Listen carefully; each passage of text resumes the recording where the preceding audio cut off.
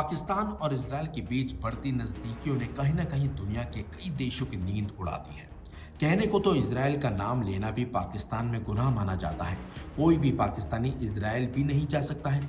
और तो और इजरायल को पाकिस्तान की ओर से एक मुल्क के तौर पर मान्यता भी अभी तक नहीं दी गई है। लेकिन खुद पाकिस्तान अपनी नीति को पलटता दिखाई दे रहा है। पाकिस्तान के फील्ड मार्शल आसिम मुनीर ने इजरायल की खुफिया एजेंसी मोसाद के अधिकारियों के साथ मुलाकात की है। इस मीटिंग में अमेरिकी एजेंसी CIA के अधिकारी भी मौजूद थे। इस मीटिंग में इजरायल ने पाकिस्तान की ओर से गाजा में अपने 20,000 सैनिक भेजने पर सहमति जताई है। यह सैनिक इंटरनेशनल स्टेबलाइजेशन फोर्स का हिस्सा होंगे। इस फोर्स में मिस्र, अजरबैजान, तुर्की जैसे कई अन्य मुसलमान देशों के सैनिक भी शामिल होंगे। खबर मिली है कि मिस्र में एक गुप्त मीटिंग हुई थी जिसमें आसिम मुनीर की मुलाकात मोसाद के कई सीनियर अधिकारियों से हुई थी।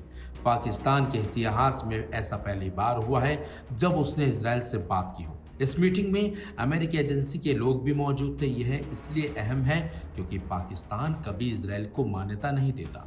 कहा जा रहा है कि पाकिस्तान के सामने इजरायल ने कुछ चीजें स्पष्ट कर दी हैं, जैसे नेतन्याहू प्रशासन ने साफ कर दिया है कि पाकिस्तान की सेना गाजा में सिर्फ शांति व्यवस्था कायम करेगी, वहां किसी तरह के संघर्ष आदि में हिस्सा नहीं लेगी।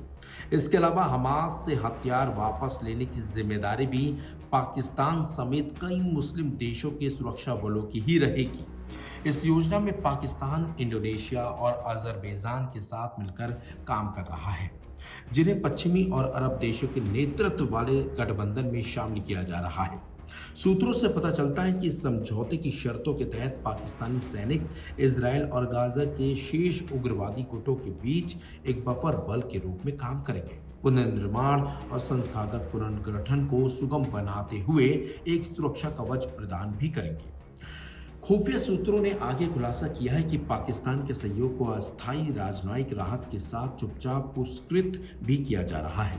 इसमें नियंत्रण रेखा पर भारतीय सैन्य दबाव में कमी और पाकिस्तान की चल रही घरेलू कार्रवाई और खुफिया ज्यादतियों पर पश्चिमी मानवाधिकार निकायों की मौन आलोचना शामिल है। एक सूत्र ने इसे एक अस्तित्व रक्षा सौदा पश्चिमी सुरक्षा सेवा के बदले में आर्थिक राहत और वैश्विक वैधता बताया है।